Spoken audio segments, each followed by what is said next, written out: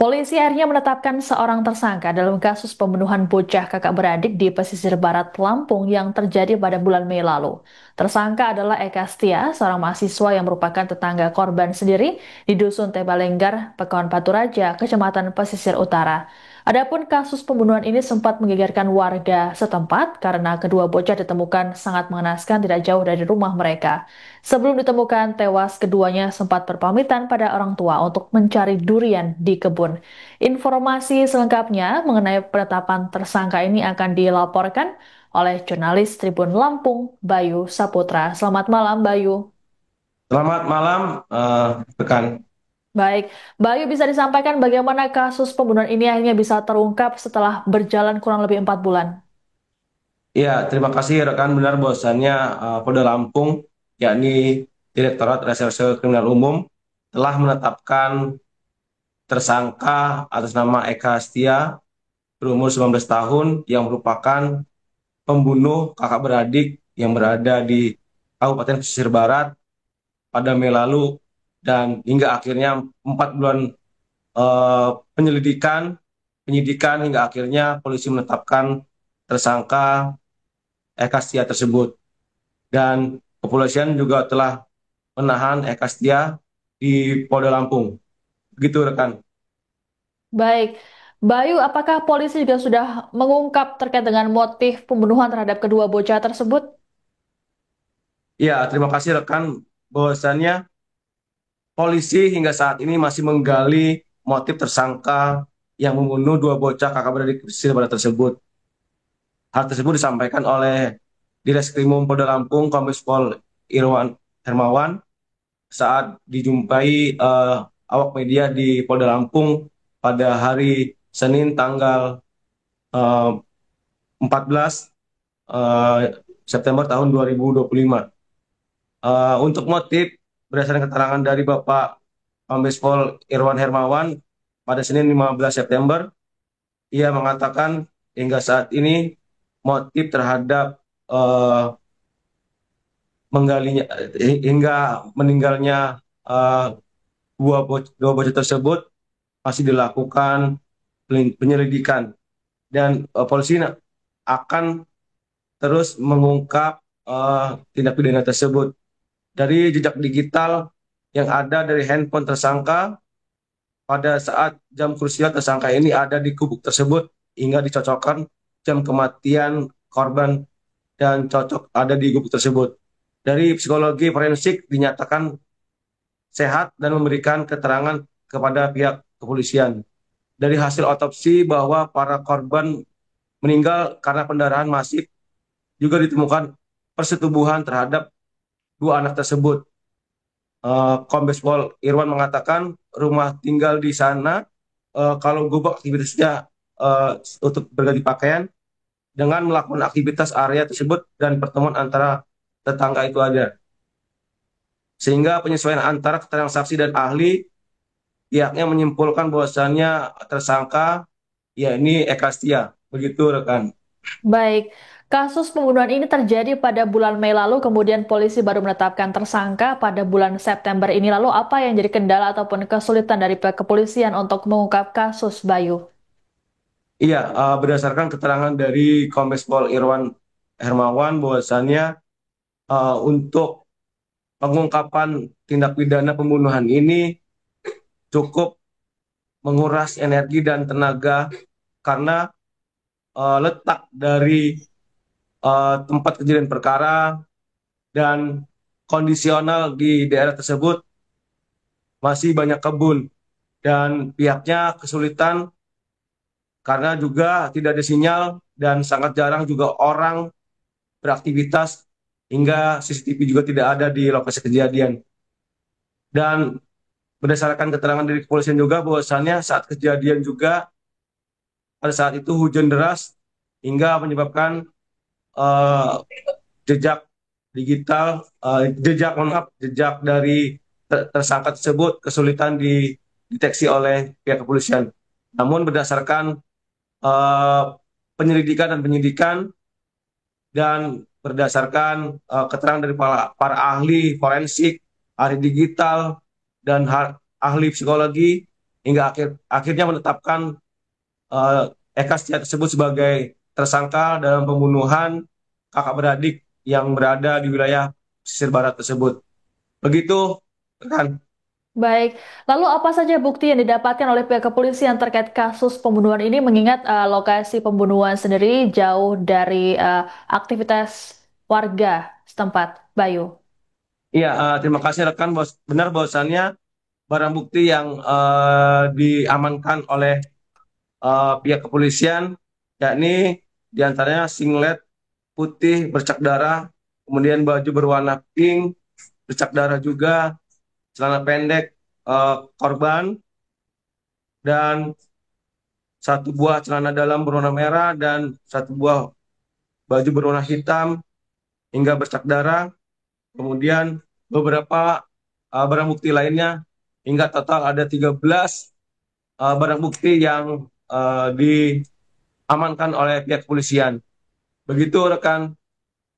Baik, terima kasih laporannya jurnalis Tribun Lampung Bayu Saputra melaporkan terkait dengan penetapan tersangka dalam kasus pembunuhan kakak beradik di pesisir barat Lampung. Selamat bertugas kembali. Awalnya nih, saya mau menceritakan dulu faktor kesulitan apa sih yang menyebabkan hal tersebut.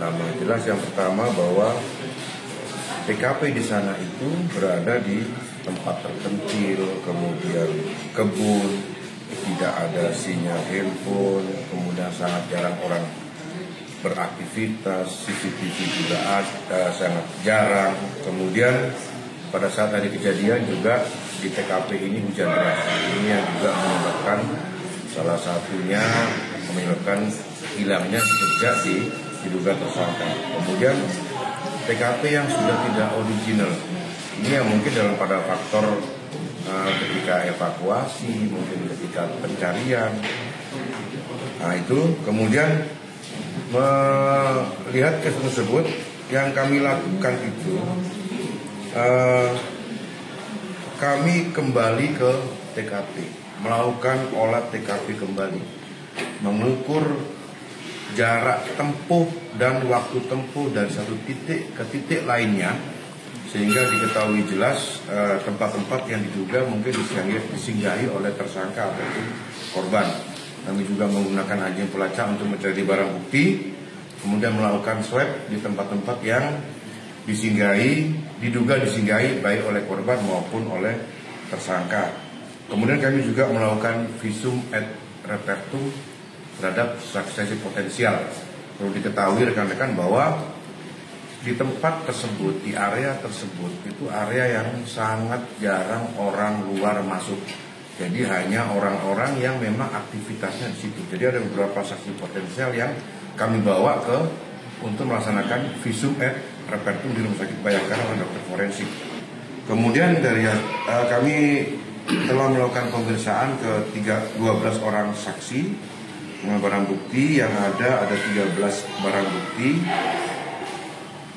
Dari hasil penyidikan ini kami menyimpulkan pada waktu itu melihat dari hasil otopsi kedua anak korban ini, kami menyimpulkan yang pertama pelakunya pastilah seorang laki-laki yang memiliki agresivitas ataupun sadisme. Kemudian yang ketiga adalah dia memiliki kelainan seksualitas.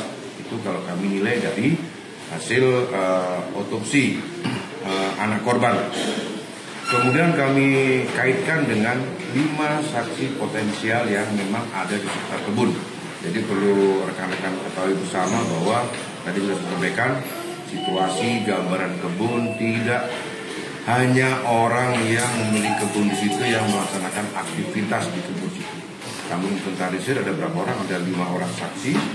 5 orang saksi itu hasil fairnya di Rumah Sakit Bayangkara oleh forensik menunjukkan ada 1 orang saksi yang saat ini menjadi tersangka ada koneksi dengan kedua anak korban tersebut.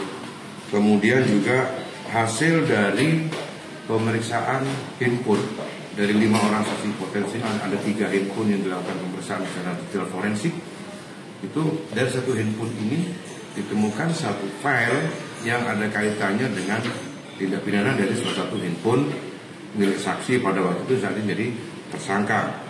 Kemudian yang selanjutnya dari hasil psikologi forensik kami menjelaskan dari 5 orang yang kita lakukan pemeriksaan secara psikologi forensik saksi potensial ini, ditemukan ada 1 orang saksi yang saat ini menjadi tersangka memiliki perilaku yang sama dengan pelaku, dengan perilaku yang dimiliki oleh pelaku yang saat ini kami jadikan tersangka. Jadi itulah hasil kami, sehingga kami menetapkan tersangka saksi E menjadi tersangka. Kemudian proses penangkapannya gabungan antara Polda dengan Polres Pesisir Barat melakukan penangkapan di rumah TSKE ini. Kemudian untuk penahanannya dilaksanakan di Polda Jawa Barat karena masih akan ada lagi nantinya dilakukan pemeriksaan lanjutan di Polda Lampung karena masih ada lagi pemeriksaan terhadap yang bersangkutan. Kalau untuk terus kita gali, kami akan padukan dari para ahli-ahli forensik yang ada. Tentunya nantinya kita tidak hanya mengejar pengakuan tersangka tapi dari ahli psikologi forensik, dari kedokteran forensik, kemudian dari digital forensik, nanti ahli yang akan kita datangkan lagi. Disitulah kita akan gali motif tersangka antar korban. Jadi seperti saya gambarkan, di tempat tersebut, di area tersebut, jarak dari rumah korban dengan rumah si Bubuk. Jadi kalau korban memang tinggal di situ, tapi yang lainnya itu hanya sebagai Bubuk. Jarak dari rumah korban dengan rumah Gubuk si tersangka ini sekitar 162 meter. Dari Gubuk tersangka ini ke TKP sekitar 62 meter. Kemudian dari jejak digital yang ada dari handphone si tersangka ini didapatkan bahwa pada saat jam krusial tersangka ini berada di Gubuk tersebut. Jadi kami cocokkan dengan jam kematian korban, kami tarik mundur ke belakang, cocok dengan kami katakan jam krusial di mana si tersangka memang ada di Gubuk tersebut. Dari psikologi forensik, dari hasil psikologi forensik maupun dari rumah sakit jiwa, yang bersangkutan dinyatakan sehat dan siap untuk dan bisa memberikan keterangan. Jadi sehat yang bersangkutan. Dari hasil otopsi dinyatakan bahwa korban ini selain meninggalnya karena pendarahan masif, juga ada ditemukan persetubuhan di 2 anak korban. Kalau rumah mereka itu tinggal di situ, jadi anak, bapak, ibunya juga.